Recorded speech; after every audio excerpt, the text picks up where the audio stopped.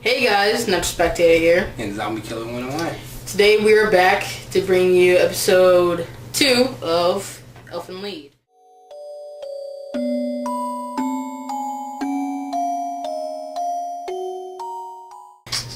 Last video we made, we kinda, butchered the name, but again, we're back, we're correcting ourselves, and let's get into it. Today I want to introduce something that we're going to start doing towards the end after we rate it. No, before we rate it, we're going to tell some things that we kind of liked and disliked and what might turn you off to the show. So, let's get into it. The episode starts off with the facility that she was previously trapped in the first episode. Sending out a special task force to find her.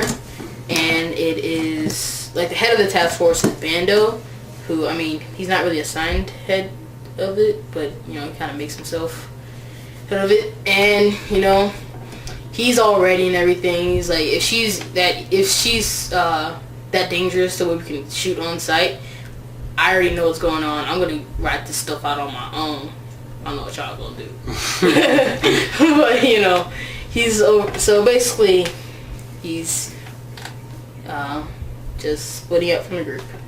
Going commando. You do not know what that means. I know, but I said it. Do you know? Going commando is not wearing underwear. Well, I didn't mean it in that way. I meant it in a military way. If that makes sense. Okay, I'm going to just ignore that. I'm going to continue. So basically what happens next is they show up in the little city that they're in. I don't know the name of the city, but he sees Coda and he's like kind of just kicks his ass. Really just, I know, knocks him out. Yeah, put him in a coma. Yeah. He in the hospital. Anyway, so then he finds Mew. And he kind of... Or Lucy. No, it's Mew. She's in her... That's what I'm basically saying. She's in her new state when he finds her. Yeah. So he kind of, punches her in the face with his... he, pistol whips her or whatever he does. And he knocks her to the ground. Huh? To the ground. And, that... he hits her in the head and that changes her back to Lucy. Yeah, and then she gets mad and kills the guy. Because there was another guy with him, and he was like, yo, kill her. And then he's no fun anymore. Right, and then he was like, but we have to bring her back alive. He said, I don't care, kill her. And then, he's gonna go kill her, and then she just, punches a hole through this dude's stomach. Exactly. And then, blows his head off. Basically... From the first episode to that point, any blow to the head will change her from Mew to Lucy. Yeah. And then, basically... What? After, she, defaces the dude's, friend, he, takes off running, trying to figure out what to do, and try to keep his distance, because you have to stay within, 2 meters? 5, I think. I don't 2 to 5 meters away from her, or she can do some serious damage. So he's keeping his distance, trying to pick his spots to how he could take her down. Yeah, but something that I kind of noticed that obviously is a rookie mistake, and this guy's obviously professional. In the first episode, they say, aren't you supposed to keep objects away from her too? And he's fighting her in a boatyard. He's fighting her on a beach, and then, she just killed this guy, and he obviously has, grenades and guns and stuff on him, so... Yeah. So, basically, she uses a gun to disarm him and have him on the ground. Then, she does something really bogus. She, blinds him and cuts off all his limbs. Wait, you're going a little bit too far. I also want to point out the girl. The homeless girl. Oh yeah, we forgot about the homeless girl. Homeless girl, she basically kind of witnesses it all.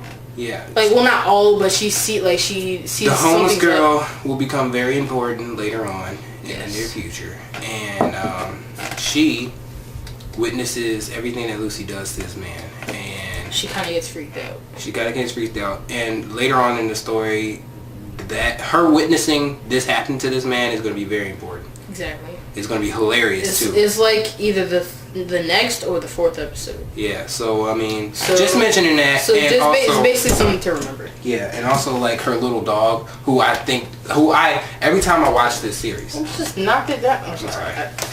Every time I watch this series, it's like I always think that the dog is gonna die because they just have these moments where it's just barking, and then you think like, what happens when it stops? Like, is it dead?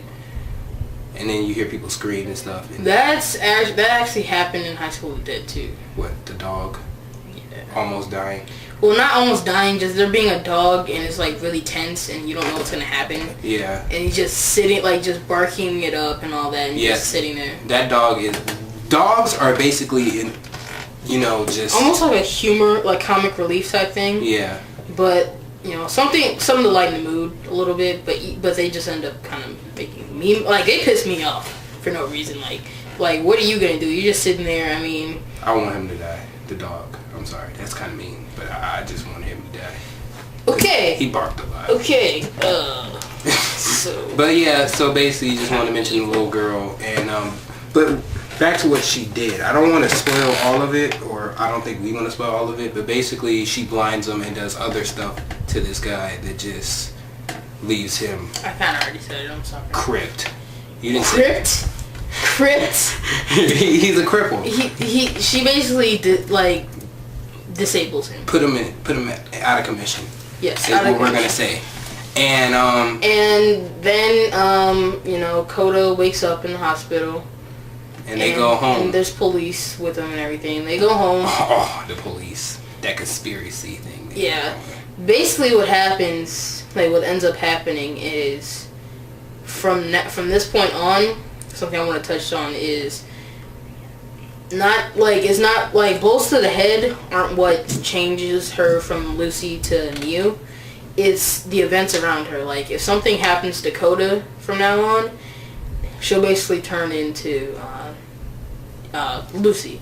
And then while she's in the Lucy state, if something happens, like she gets attacked and she's like losing a fight or something, or if something happens to somebody else that's important to her, she'll turn back to Mew.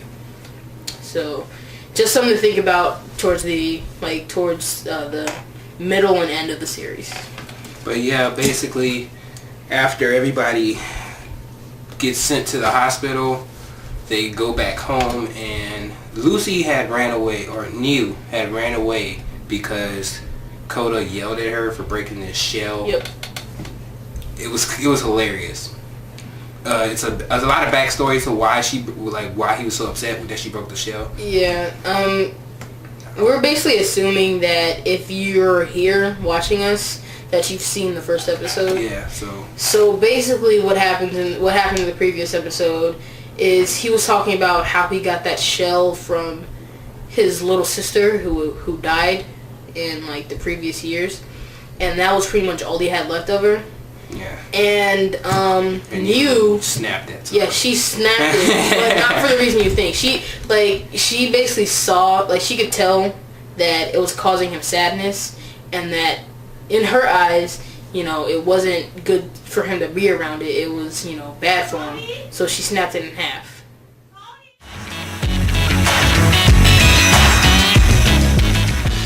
Yeah, let's just skip to the end. Something that I kind of didn't like is how this Bando guy, stop laughing, how this Bando guy is acting throughout the whole episode. I mean, it's you kind of expect him to be ruthless and all that, but the way he goes about it is kind of cliched. I mean, and it gets a little on your nerves, but they make up for it because when he gets, out of commission, disabled and all that, you're kind of like, oh my goodness, yes, finally. What the fuck? But yeah, so I mean, I give this 5 out of 5. So I'm gonna give it. I'm agreeing with him about the whole Bando. That's not right. I'm agreeing with him about the whole Bando thing and all the other stuff, but I'm gonna rate it a good 4.5 out of 5, and the reason being is because you know, it's a really good episode. It really brings a lot of backstory. Well, not a lot, but just some. And it introduces a whole bunch of new characters and stuff. But I think it does it at a fast rate. Like, they don't slow it down. And, like, they introduce too many characters all at once. Like, it's just not... It's not spaced out as it should be. Like, the homeless girl and Bando are both important characters in the series, and they're both introduced in this episode, which I am... Actually, Bando was introduced in episode 1. I mean, not really. Not really. Not gradually. Gradually. I'm talking about, like, he was more seen in this episode than the last one. It was... Okay, fine. I'll give you that. But you do see him in the first episode, and he's, like, over there shooting. You know, we'll talk about it later. I'm just saying, I just think it could have been a little bit more spaced out. I felt as though it was a little bit rushed introducing characters. So that's why I give it a 4.5 out of 5. Alright then. But other than that, it's pretty decent. Like I said, it's a really good anime. Right off the bat, you love it. Pretty decent ending. Funny scenes at the, you know, good stuff. Good stuff. So I guess that is our review. Yeah. Sorry for the phone thing. It's wow. I'm Natural Spectator. and I'm the Natural Spectator. And I'm Zombie Killer 101. Thanks for watching, guys. Comment, subscribe, give opinions, all that crap. Watch the second episode, third, whatever you want. This is what we call staying natural. Yeah. So, speaking of staying natural. Bye.